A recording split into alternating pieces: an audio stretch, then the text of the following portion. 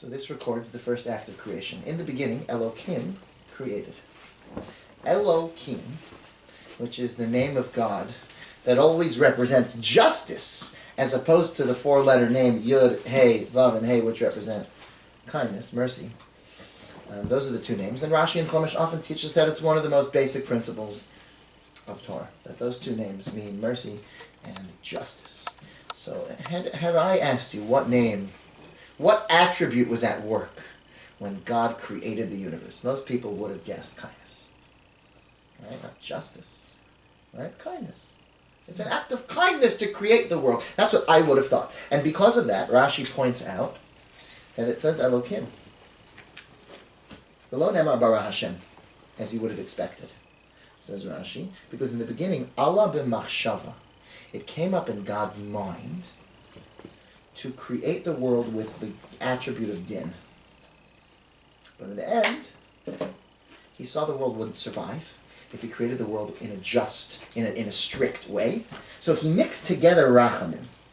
That's why later in Bereshis, it says in Bereshis 2, Perak Beis, Pasuk Daled, it says, B'yom asos Hashem Elokim Eretz v'Shammai.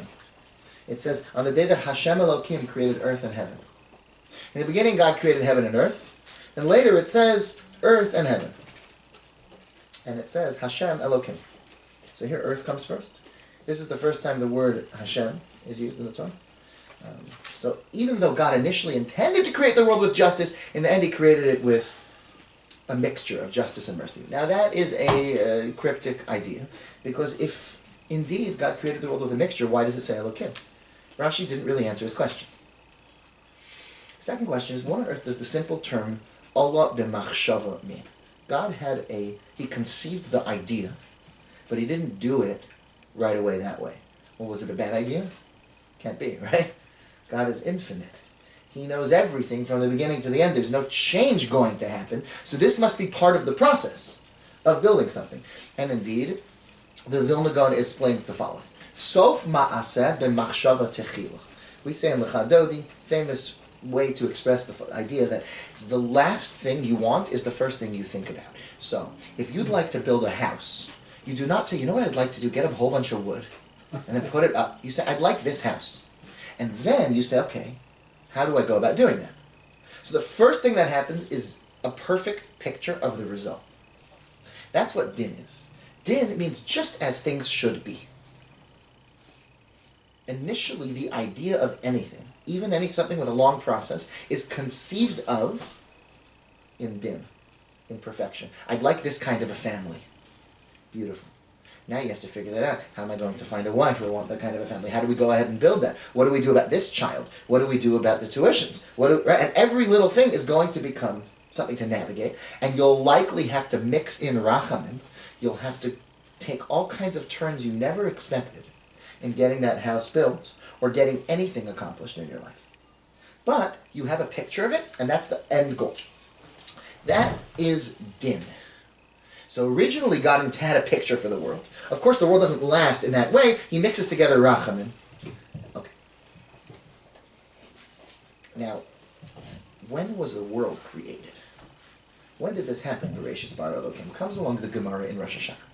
And it says there's a disagreement between Rabbi Eliezer and Rabbi Yehoshua. Rabbi Eliezer says in Tishrei the world is created. Rabbi Yehoshua says no, in Nissan the world is created. Comes along Tosfos. And Tosfos says, Elu ve'elu divrei Elokim chaim. They're both saying truth. They're both their opinions are simultaneously true. Why? Because in Tishrei, Allah b'machshava. Tishrei is the time when God had the plan to make the world. He conceived the idea. But it didn't actually happen until Nissan. Rabbi Yehoshua is claiming the proper day to celebrate is the day of Nissan. Whereas Rabbi Eliezer is claiming the proper day to celebrate is the day in Tishrei. So they're not disagreeing. So what do? When do we celebrate Rosh Hashanah? On Rabbi Eliezer's day. In fact, Tosfos points out, we say Hayom Haras Olam. Today is what is Hirayon? It's pregnancy. Today is the conception of the world. We don't say today is the birthday of the world. It's incorrect. The birthday of the world happened in Nissan. But the spiritual energy for the raw idea of din, so you look at the mazel of Tishrei, it's Libra. It's scales. In Hebrew, that's called mazal moznayim. Gematria of mazal moznayim, right, the sign of scales, is 225. Mazal moznayim, that's Tishrei. Okay, now Nissan is when Rabbi Yehoshua says the world was meant to be, was created. They agree on the sequence of events, so to speak, whatever it could mean, that God wanted something now, and then, right, whatever Tishrei and Nissan are, it's the paradigms for those ideas. That's when we sort of live them out within time. Nissan was when the world was actually created. Nissan is, the name Nissan itself means miracles. It means a miracle. And I'll tell you a lot more about Nissan in a minute, but first listen to this. What is the mazel for Nissan? Does anyone know? Ram. It's the ram. It is Mazal Tleh. Taleh. How's it going? Mazal Taleh is the little baby goat. It's that little baby animal. Aries, right? Aries. I think that's how you say it, right? It's a little baby goat. Mazal Tleh. Now, if you look, you can go on YouTube and try this. Look at like the birth of like a little baby. It arouses so much mercy. They can barely stand on these little feet, and within 20 minutes, they're running along with the herd or something, within an hour. But Nissan is a time of mercy, of kindness, of maybe the Jewish people didn't really deserve it. Birth is always something that takes you from the world of conception. Realities here. A baby in the mother's womb is described as knowing the entire Torah, as being totally plugged into reality. You're born, reality hits you in the face. That's how the Gemara describes it, as if an angel smacked you in the mouth, that's what it says, and you forget everything, right? This world is the beginning of a process of building. So it's as if you were coming from this perfection, which we are. A soul is perfect, and it's a great deal of work that requires a lot of mercy and a lot of back and forth in order to get to where you want to go in life. Okay, so that's the month of Nisan. Nisan is that month. Now, interestingly, Rabbi Eliezer, so I want to just tell you this amazing gematria. Mazal Tleh, the gematria of Mazal Taleh, which is Nisan, is 121. So 225 is Tishrei, and 121 is Nisan. Says the Bnei Yissaschar that the way to get 225 is to take 15 and multiply it by 15. That's the square root. The name Yud K, God's name, Yud K, adds up, Yud and Hey adds up to 15. You multiply it by itself, you play that out in its ultimate way, you get Nisan. Then you take Vav and Hey, which is 11. 11 times 11 is 121. Right? That's God, our perception of God, right? When you make it into like another dimension, comes together somewhere between justice and mercy. That's so beautiful. Very powerful. Somewhere between Nisan and Tishrei. Welcome back. Glad you're here. So we're talking about this idea now that, listen to this. Now we just said that the Yud and the Hey, which is 15, right, is Tishrei, right, 225, Mazal Moznayim. And the Vav and the Hey is Nisan. So I'll just throw at you something really, really fascinating. You guys ever heard of Atbash? Mm-hmm. If you didn't learn Atbash in yeshiva, you learned it in the Da Vinci Code. Right? Atbash is a way where you it's like a code. Aleph becomes tough. The first letter becomes the last. The word mitzvah, in Atbash, the Vav and the Hey, we'll leave them. And the Mem and the Tzadi become Yud. Mem becomes Yud, and the Tzadi becomes Hey. The Tzadi is the fifth from the end. So the name of God, in every mitzvah, I think the Vilna Gaon says this, is half revealed and half completely hidden. The word mitzvah, which means a connector, mitzaveh, that tzevet is the people that keep you company on the plane. The Gemara says, Shev imi betzavsa, right? They used to talk like that, sit and keep me company.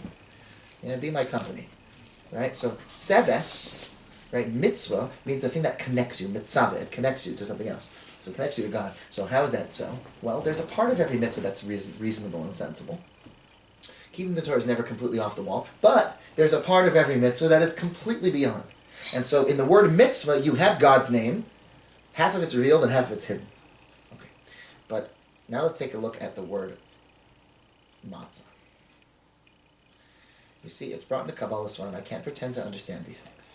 That the way Yud Ke Vav Ke works is that the Vav is like the conduit dam.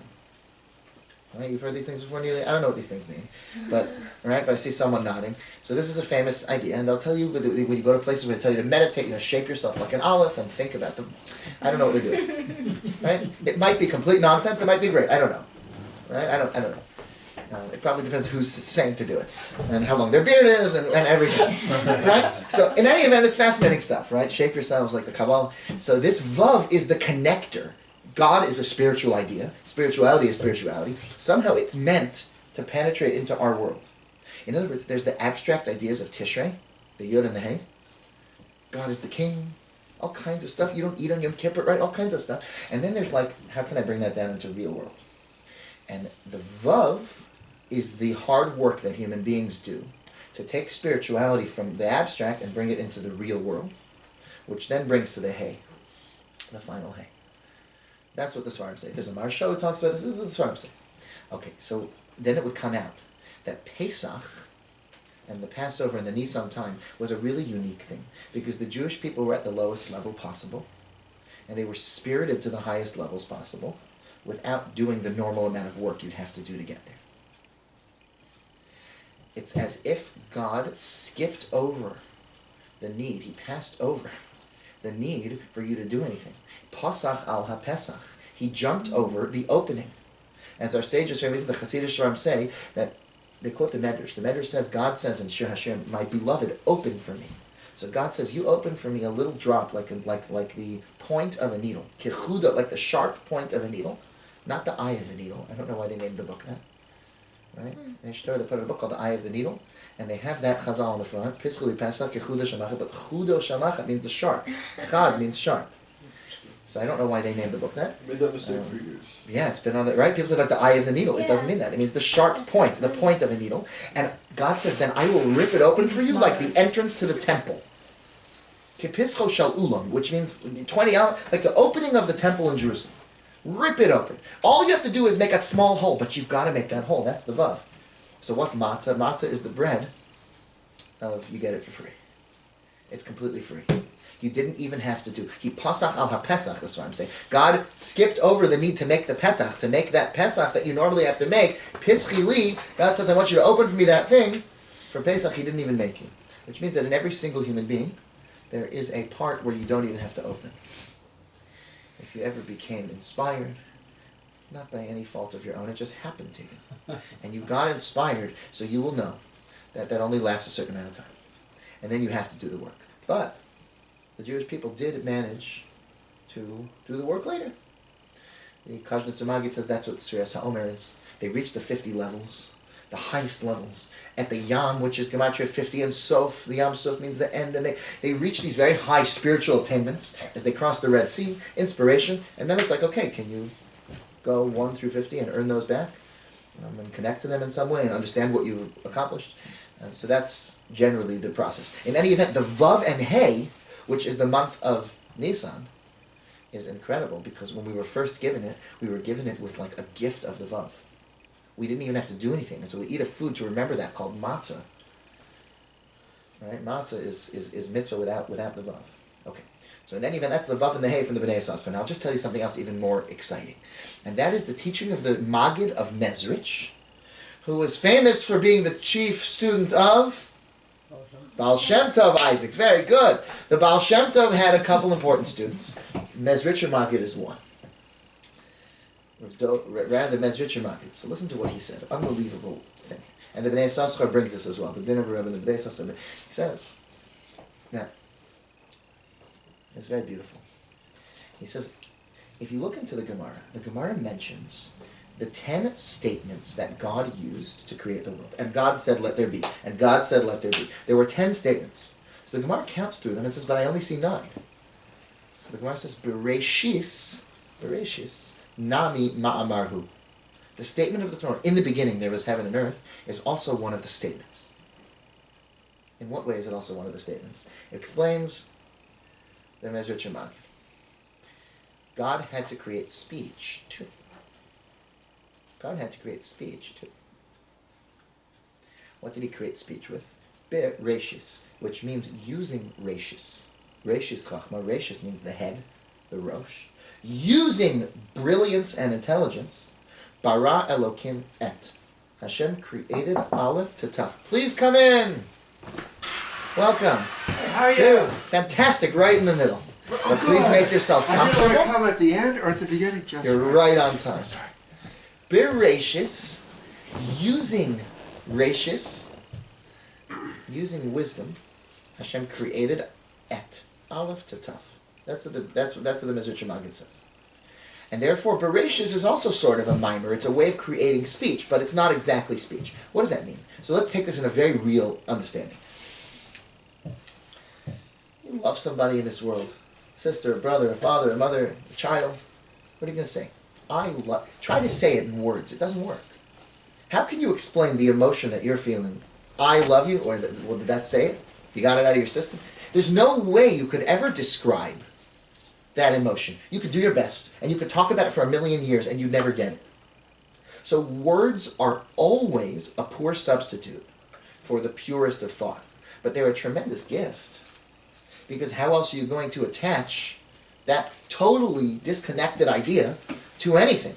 We can't work with things not in words. We even think in words. But there is a purity of thought that exists in the world of Tishrei, in the world before words, in the world of symbols. Bereshis, which is also the letters of the Tishrei, the Aleph Tishrei, the first of Tishrei, Bara Elokim es, that's when language came out. How did it come out? By a superverbal way of communicating. We all have this.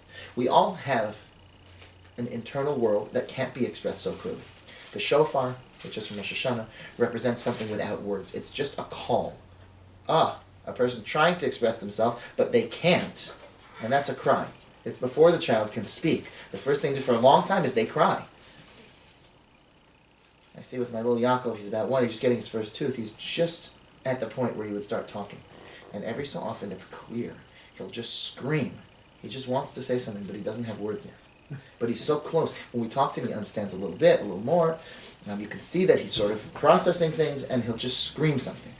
The Sfarim say that's what the shofar represents. You following me? That speech is always a certain amount of compromise, which is the nature of engaging in this world. By the way, the word for speech in the Torah is hafla'ah. You're welcome. Hafla'ah, Mordechai. Hafla'ah means expression. Ish ki yafli lindor neder. When a person will, literally the word pella normally means wondrous. But hafla'ah also means speech. So there is a piece from the Ramah in the beginning of the Shulchan Aruch. The Ramah, who's the chief Ashkenazi posek, right, written on the page of the Shulchan Aruch. So he says this. Listen to this very powerful idea.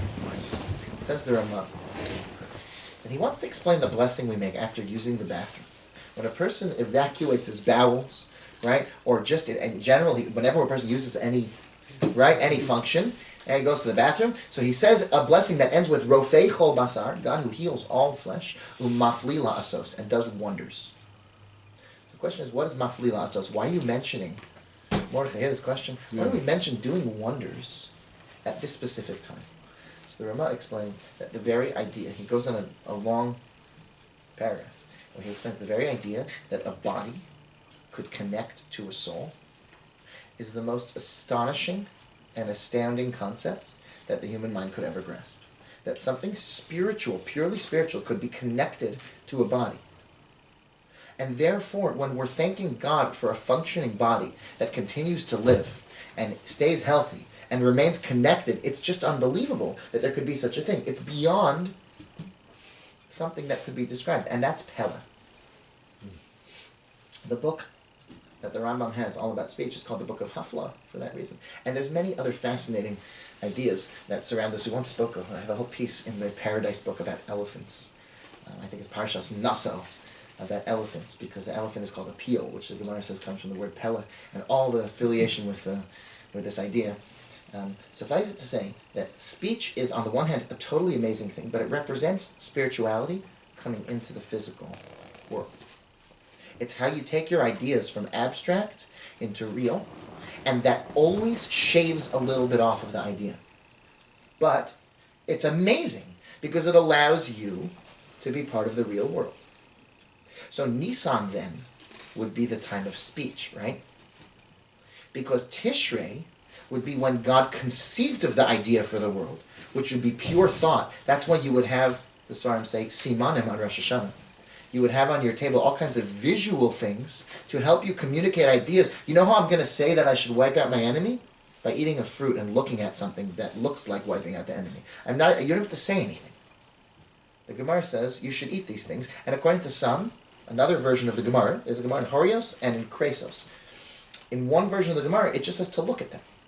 Don't even bother to eat the siman. So if there's ever a siman at the Rosh Hashanah table that you just don't find appealing, like the head of a fish or something, so don't bother eating it. Just look at it. It's really delicious. Yes, if it's delicious, then go for it. Right. We know that Lily started craving fish. So. We learned that once this year too. Now, so this is very important, right? This is very important. Rosh Hashanah becomes the thought, and Nisan will become expressing it. And so Pesach, right? The Arizal and the Svarim will say Pesach is Pesach. It means a talking mouth, and the mitzvah is just talk, and Pesach, right? A conversing mouth. And it says in the Arizal that when the Jewish people were in Egypt, the dibur was in galut. It was as if the ability to speak was in exile. And when they were freed, they reached a point where they didn't just speak, they sang, which is a very high and refined level of expressing yourself through talking. And at the Yam Suf, they actually sang a song, Shira, which is talking in a very elevated and beautiful, expressive. It's poetry. It's not just, grunting, pass me more cornflakes. So that would be Nisan. You'd understand why it has to do with speech. But not only that, I'll tell you something even more. Rabbi Eliezer was Shamutei. Shamutei means that he was put into Cherem. They excommunicated him. Why? Because there was the famous story with this oven of Achnoi.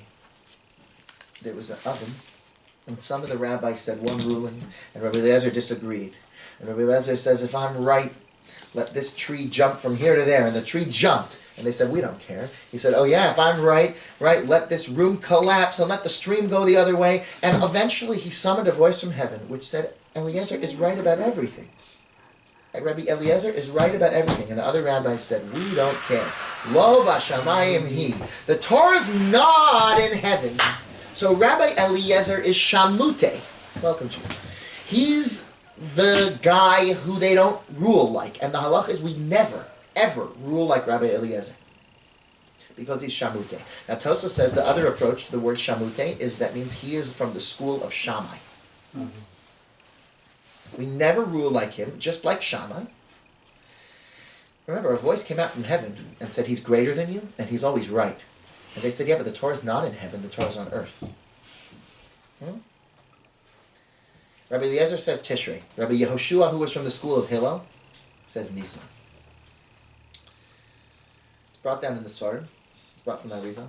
That, listen to this. Shammai is from the world of Machshava. And Hillel is from the world of Maisa.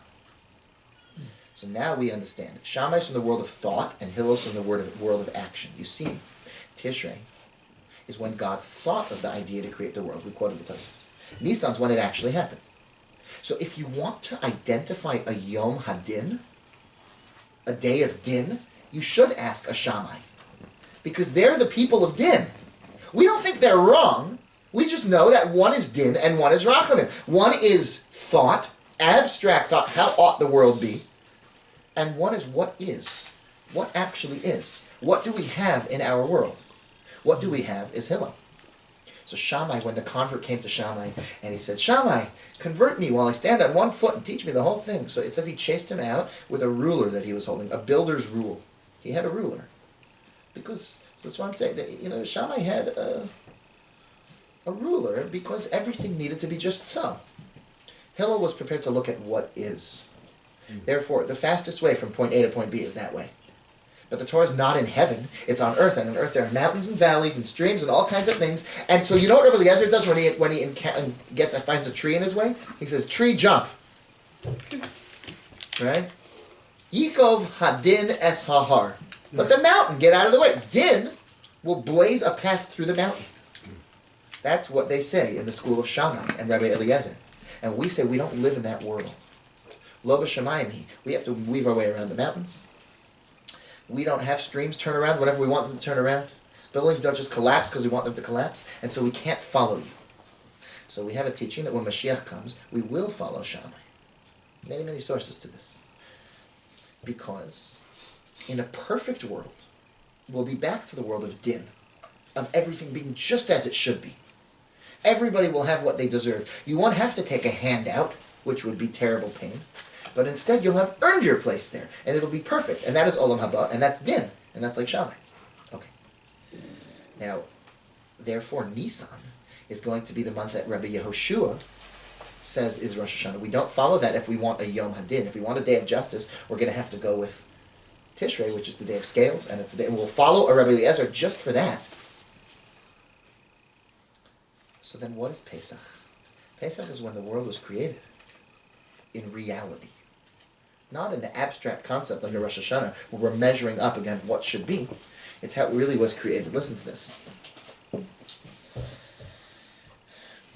It's brought down from the Tikkunei Zohar that the reason that we're not supposed to eat chametz on the 14th of Nissan, already from 6 hours before, is because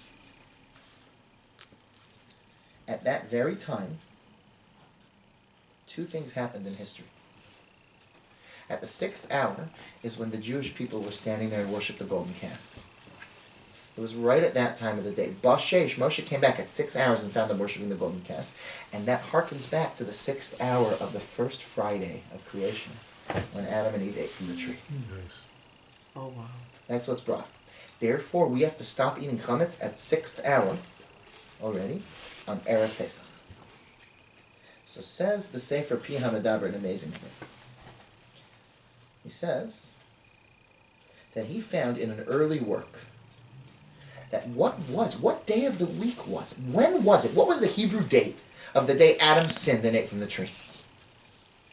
Again, we're going with Tosfos right now.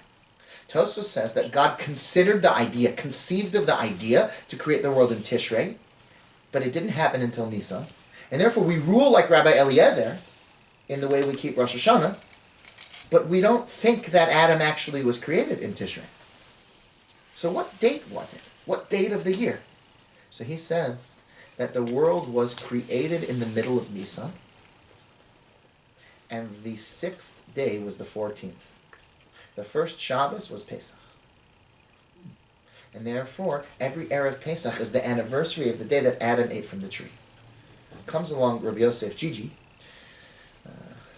and the Sefer Pi HaMedaber and the Haggadah, and he wants to know, he says, listen, I don't understand. Where did you come up with with that day of the month? I mean, you would assume that if the world was created in Nisan, it was created on the 1st of Nisan. That doesn't bother me even one drop. Because every one of us must have heard at some point the teaching of the Vilna Gaon, who said that when it says the world is created in Nisan, in Tishrei, right, according to the simple interpretation, not like Tosfos, welcome, that it would mean the world being created in Tishrei would mean that actually it was the 25th of Elul. You guys ever heard this? And Tishrei is the day that man was created. So none of us ever had a problem. What does it mean the world is created in the middle of Elul? Whatever. The dates that we have now came after the fact. But that was the date then. Hashem understands how to do that. Okay, now, by the way, this answers something incredible, which I didn't ever see anybody explain, but I'll just share with you something. There's a pasuk in the Torah, possibly one of the most perplexing verses throughout Jewish history, which says you are to count from the day after Shabbos. Usvartem lachem b'mocharat Shabbos. Start counting the Omer the day after the rest, day after Sabbath. So the Tzedukim had a big problem, and they used to fight with the rabbis of the Talmud about this every year, and it was a major problem. And the truth is, what does it mean? And the Gemara gives a whole bunch of ways to try to understand what it could mean. I have a really simple one. The first Shabbos of creation was the first day of Pesach, according to this.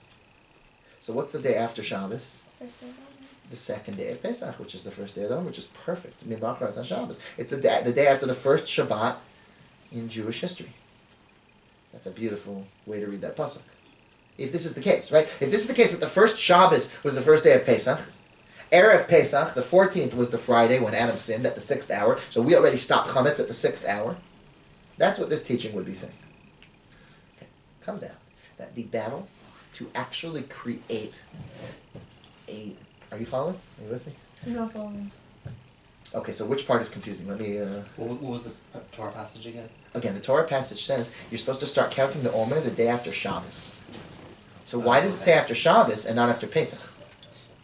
It ought to say the day after the day after the Korban Pesach. That would be clear. It doesn't say that. It says the day after Shabbos. So Shabbos could mean because the holiday is also called Shabbos, and all different ways it could be explained. I saw Reb David Pardo in the Maskila David on Chumash. He has a whole approach that the Jewish people leaving Egypt was like a woman whose blood flow has stopped, and now she can start purifying herself. Isha b'sa'avusa, like a woman in her impurity. And now it's Mimachas HaShabbos is like the resting of the blood. All kinds of off-the-wall answers to explain this verse. This is a straightforward one. Since we've just learned an unbelievable thing, that if the world was created in Nissan according to Rabbi Shoff, which Tosfos says we all agree it was. We just celebrate Rosh Hashanah on the day of conception of the idea, because that's Yom Hadin, which is Machshava, which is like a Shammai type of day. Then what day in Tishrei was it?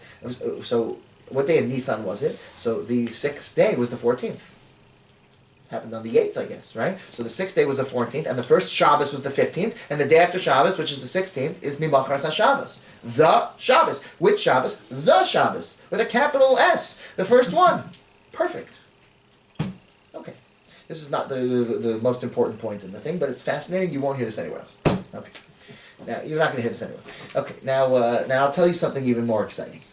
Let's get into Shammai and Hillel a little bit and understand this unbelievable disagreement that they have, which is very important. You see, I have said in the past that the fellow who came to Shammai to be converted and was shooed at, there's a number of people like this, and then they went to Hillel, and Hillel says, "Come in, my son," and made them all Jewish. A lot of us think, boy, what a jerk that Shammai was. Terrible mistake. It's a terrible mistake. This person never would have received Hillel properly had he not heard from Shammai. Every person needs small docha and yamin mekarev. Every person needs a certain bit of tension in their growth. The left has to push and the right has to bring in. It says about your children, they have to have a certain amount of firmness. The left should be pushing away and the right, the stronger hand, should be pulling them in. They need to be against your heart at all times, but there should be some tension. They should know that there's right and there's wrong, and there are things you can do to disappoint your parents and God and humanity. There are things you can do to disappoint them. Of course, they love you more than any of that. But there's some kind of structure. The worst thing, King David had a son, Adoniah, that he just never reprimanded. And it didn't go well. Imagine King David, how much Torah he must have taught him, how many beautiful songs he would sing him, and what his Shabbos table must have been like. King David. And without the discipline, it didn't work. It didn't work. So these people came to Hillel, but they needed Shammai too. So let's understand in our lives where Shammai and Hillel fit in and how this works. Let me just see what I jotted down here. Okay, so listen to something incredible about Shammai and Hillel. The first thing is that Shammai and Hillel, the Svarim say, are prototyped in Moshe and Aharon. So watch this. Hillel Omer.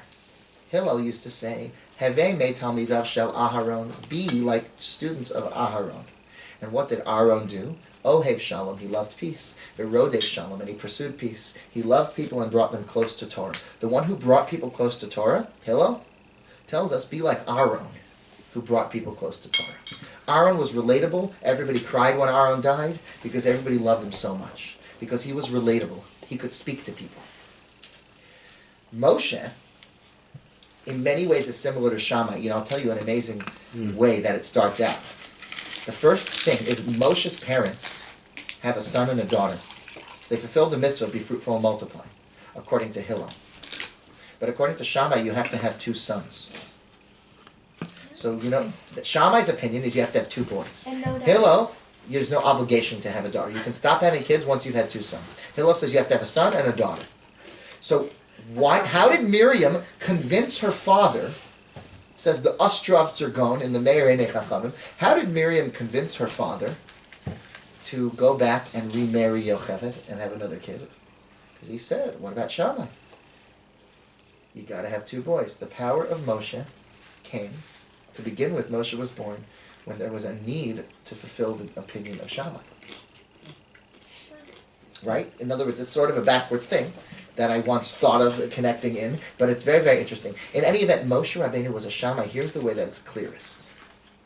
and the Meshech Chochmah writes about this, and the Megala Amukos writes about this, and this is all over. But listen to this amazing one. Before Moshe Rabbeinu is told, that Moshe says to Hashem, Lo ish dvarim anochi. I'm not a man of words.